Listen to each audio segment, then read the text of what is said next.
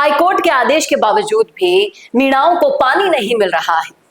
पांचना बांध का जो मुद्दा है वो अभी भी गरमाए जा रहा है। आखिर क्यों गुर्जर वर्सेस मीणा उनको भिड़ाकर, उनको लड़ाकर राजनीति करवाना चाह रहा है? कौन है इसके पीछे? कौन है इसके पीछे का पूरा मास्टरमाइंड? चलिए आपको बताते हैं, सुनिएगा ध्यान से पूरा वीडियो और समझिएगा क्यों आपको लड़ाने की कोशिश की जा रही है और उसका फायदा कौन कौन उठाने वाला है। नमस्कार, संवाद पर आपका स्वागत है। मैं हूं चेतना शर्मा आपके साथ और मेरे साथ मौजूद है हमारे editor in chief Varun Bhansali ji. तो वरुण सर, रामकेश मीणा जी का मैंने बयान सुना, सोशल मीडिया पर बहुत वायरल हो रहा है। गुर्जर मीणा एक दूसरे को इसे लेकर फॉरवर्ड करके अपनी अपनी राय लिख रहे हैं। सबसे पहले मैं सुनाना चाहूंगी हमारे दर्शकों को ये वीडियो जिसमें रामकेश मीणा क्यों गुस्से में हैं और क्या कह रहे हैं। सुनिएगा ध्यान से। लोगों के ऊपर आरोप लगाए जाते हैं आदिवासियों पर नक्सलवाद का, लेकिन असली नक्सलवाद अगर आपको देखना है तो आपको पांचना बांध पर मिलेगा, जो ये तय कर रहे हैं कि पानी किधर जाएगा किधर नहीं जाएगा। तो सुना आपने, देखा आपने किस तरह से रामकेश मीणा साफ साफ कह रहे हैं कि हम आदिवासियों को नक्सलवादी कह देते हो। अरे नक्सलवादी तो वो हैं जो पानी रोक कर बैठे हैं। पानी रोक कर कौन बैठा है? गुर्जर, वो गांव जो पहले अपना हक मानते हैं उस पानी पर। क्या कहेंगे सर इस पूरी की पूरी मुद्दे पर? आपकी राय क्या है? देखो, गुर्जर और मीणा अगर लड़ेंगे तो आज की डेट में सबसे ज्यादा फायदा इससे सीधा सीधा बीजेपी को होते दिखता है। कैसे? और आप हाड़ौती की राजनीति को भी अगर समझें तो नरेश मीणा गुर्जर और मीणाओं में इसीलिए एकता चाहते हैं ताकि ये जो डिवाइड एंड रूल हो रहा है ये हट जाए। अब थोड़ा सा हम हाड़ौती की राजनीति को समझते हैं और समझते हैं पूरे राजस्थान की राजनीति के अगड़े बनाम पिछड़े के फैक्टर को। अब ये समझिए कि अगड़ा बनाम पिछड़ा आज की डेट में हाड़ौती का सबसे बड़ा फैक्टर है ना।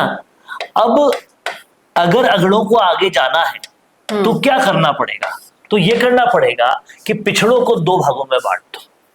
अगर गुर्जर और मीणा दो भागों में बंट जाते हैं, सोचिए प्रहलाद गुंजल और नरेश मीणा अलग अलग हो जाते हैं तो फिर अगड़ों के पास सीधा सीधा लीप रहेगा, सीधा सीधा वो आगे जाएंगे। और यही कोशिश यहाँ की जा रही है। ब्राह्मण आगे जाए वैश्य, इसके लिए पिछड़ों को दो भागों में बांटना होगा और गुर्जरों और मीणाओं में दुश्मनी करानी होगी। और कहीं ना कहीं ये सिर्फ बीजेपी की बात भी नहीं है, इसको कराने से कांग्रेस को भी उतना ही फायदा होगा। आप समझिएगा, क्योंकि ये वागड़ का क्षेत्र नहीं है। वागड़ के क्षेत्रों को थोड़ा अलग रख देते हैं, उसके अलावा पूरे राजस्थान के क्षेत्र अलग हैं। किसी भी जगह आपको मीणा वोट एक साथ 50% भी नहीं मिलेंगे, 30%, 33% ऐसे मिलेंगे। जब तक इन वोटों के साथ किसी भी मीणा विधायक को, जो या विधायक का चुनाव लड़ना चाह रहा है, उसको अगर दूसरी जातियों का साथ और समर्थन नहीं मिलता तो वो नहीं जीत सकता। ईस्टर्न राजस्थान में तो ये पक्की बात है। ऐसे में अगर हम गुर्जर वर्सेस मीणा कर देंगे, दो भागों में दो फाड़ कर देंगे, तो हमने पिछड़ों के दो फाड़ कर दिए। अब 33% मीणा है, उसमें 4 कैंडिडेट्स हैं पहले से, वहां पे वोट वैसे बट रहे हैं। उसके बाद कोई दूसरी जाति आपको साथ देगी नहीं क्योंकि आपको उनका दुश्मन बना दिया है, तो फिर अगड़ों की सीधी सीधी जीत हो जाएगी। और इसीलिए यहाँ पर ये काम हो रहा है, चाहे वो दौसा हो, सवाई माधोपुर हो, इस पूरे ईस्टर्न राजस्थान की बेल्ट में ये फॉर्मूले से सभी को फायदा होता है। लेकिन सरकार की चुप्पी पर भी एक बहुत बड़ा सवाल खड़ा होता है। जितना चुप रहेंगे उतना लड़ाई बढ़ेगी, जितनी लड़ाई बढ़ेगी उतनी वोट पॉलिटिक्स में अच्छाई है। दुखद है लेकिन यही बात सच है और ऐसा ही किया जाता है। यही आप समझिए इस चीज को कि आज कोई भी पॉलिटिशियन सोचता है 4 साल आगे की कि चुनाव होंगे तब तक ये लड़ाई बढ़ जाएगी तो हमारे को आसानी से वोट मिल जाएंगे। लेकिन उन 4 सालों में एक एक दिन इनको पीने के पानी का मोहताज होना पड़ता है, आम सुविधाओं का मोहताज होना पड़ता है। सरकारें, प्रशासन इस बारे में नहीं सोचती। यही वजह है कि आज भी पानी को त्राहिमाम कर रहा है पूरा ईस्टर्न राजस्थान। और यही वजह है कि कहीं ना कहीं आपने शगुफा तो छोड़ दिया कि ईआरसीपी आएगा, बांध बन जाएगा, ये हो जाएगा, वो हो जाएगा, लेकिन ढाक के 3 पात होते दिख रहे हैं। अभी तक हिली भी नहीं है ईआरसीपी योजना। पानी कहाँ है? डूंगरी बांध का शगुफा छोड़ दिया।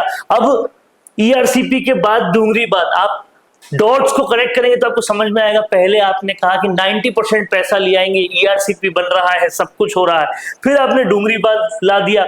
ईआरसीपी बनने के लिए डूंगरी बांध आना जरूरी है, जिसकी वजह से इतने गांव जाएंगे।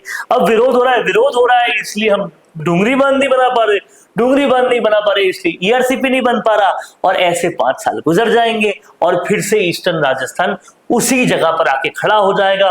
तब तक मीणा बनाम गुर्जर हो जाएगा और फिर कोई भी पिछड़ी जाति का विधायक नहीं बन पाएगा, अगड़ी जाति लीप कर जाएगी। और ऐसे ही जिस तरीके से हाड़ौती में जब कांग्रेस आती है तो पूर्व यूडीएच मंत्री शांति धारीवाल जीत जाते हैं, और जब बीजेपी आती है तो हमारे लोकसभा अध्यक्ष जीत जाते हैं। यही सब चलता रहता है। लेकिन जिस तरह से रामकेश मीणा जी के ऊपर सवाल उठाया गया है इस पोस्ट के जरिए, मैं दिखाना चाहूंगी हमारे दर्शकों को कि रामकेश मीणा भी 2 बार मुख्यमंत्री जी के साथ सलाहकार रह चुके हैं। मीणा समाज में भी रोष व्याप्त है। अभी मैं कुछ लोगों से मिली थी, उन्होंने कहा था कि जब इतने पास पहुंचकर, ये 20 साल पुराना मुद्दा है पांचना बांध का, आज का तो है नहीं, इतने पास पहुंचकर मुख्यमंत्री के सलाहकार समिति में मौजूद होकर भी अगर ये इस मुद्दे को सुलझा नहीं पाए तो फिर किससे उम्मीद रखेगा पूरा मीणा समाज? और यहाँ पर ये सवाल देखिएगा। आप मेरी बात समझिए, इस सवाल हम बस कुछ ही देर में देखेंगे। लेकिन कुणाल गुर्जर वाला कांड जो हुआ या फिर ये कांड जो हुआ, अब ऐसे कांड नहीं होंगे तो कौन उठाएगा सचिन पायलट पे सवाल, कौन उठाएगा अशोक चांदना पे सवाल? ये सवाल जब तक नहीं उठेंगे तो गुर्जर बनाम मीणा कैसे होगा? ये सब कुछ डर्टी राजनीति की, डर्टी पॉलिटिक्स की चीजें हैं। और रामकेश मीणा ने जो कहा है उसका साफ साफ मतलब ये है कि गुर्जर ही नक्सलवादी है असल में।